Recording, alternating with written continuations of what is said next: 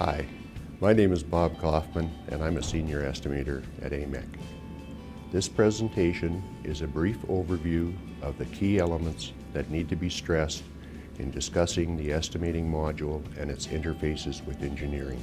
As the presentation progresses, the presenter should be prepared to show examples of estimating from his past history. Start the presentation with an explanation that the contract with the customer is what determines the overall accuracy of the estimate. The lead engineer and the estimator can then sit down and discuss the requirements and the maturity of the documents necessary to provide an estimate of the required accuracy for the contract. At this time, you can point out that the accuracy of the estimate and the overall progress of the engineering design are linked together. In other words, you cannot get a level 1 estimate with 20% engineering. The presentation should then go through the various levels of estimate and the maturity level of the documents required for each level. It is the lead's responsibility to provide the documents at the required level of completion.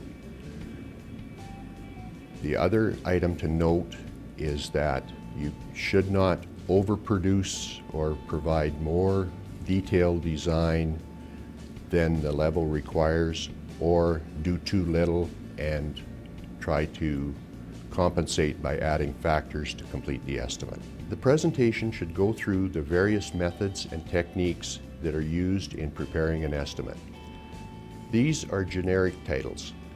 However, at AMEC, we have modified these to more closely adapt to the AMEC way of doing business. The method in which the estimate is prepared will also help to determine what the accuracy level of the estimate is. Under the topic of adjustments, you need to be prepared to explain why the need for allowances and the fact that there's a timing lag while the estimate is being prepared and design is continuing. So you need a completion allowance to bring the information that's submitted to the estimate to coincide with the documents that are being delivered as part of the contract. The next allowance is the design allowance. It is to take or adjust the quantities from your current project phase to the issue for construction phase of a project.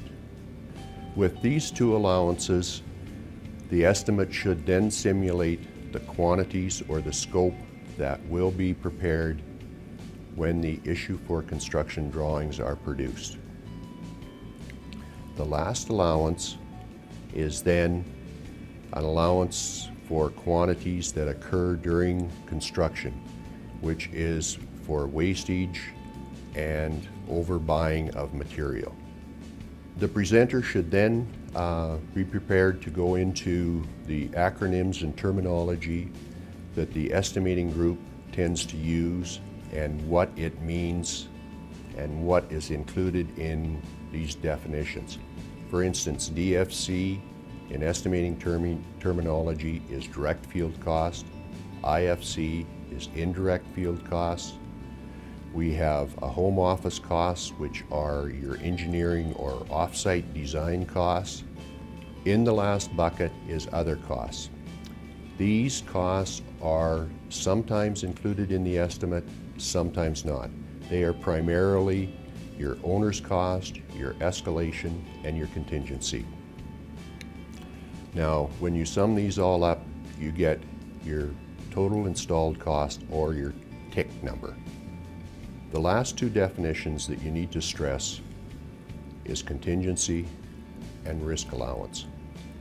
Contingency, by definition, is money that will be spent. It's just not known exactly where within the estimate it will be spent.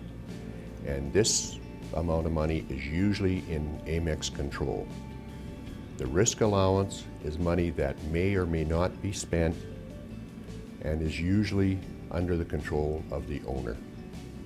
There are three things that the audience should take away from this meeting. One being that the deliverables or documents produced and their maturity level drives the accuracy of the estimate. The second item is that allowances are necessary in an estimate and what they are for. And finally, the common terminology that is used within estimating. Thank you.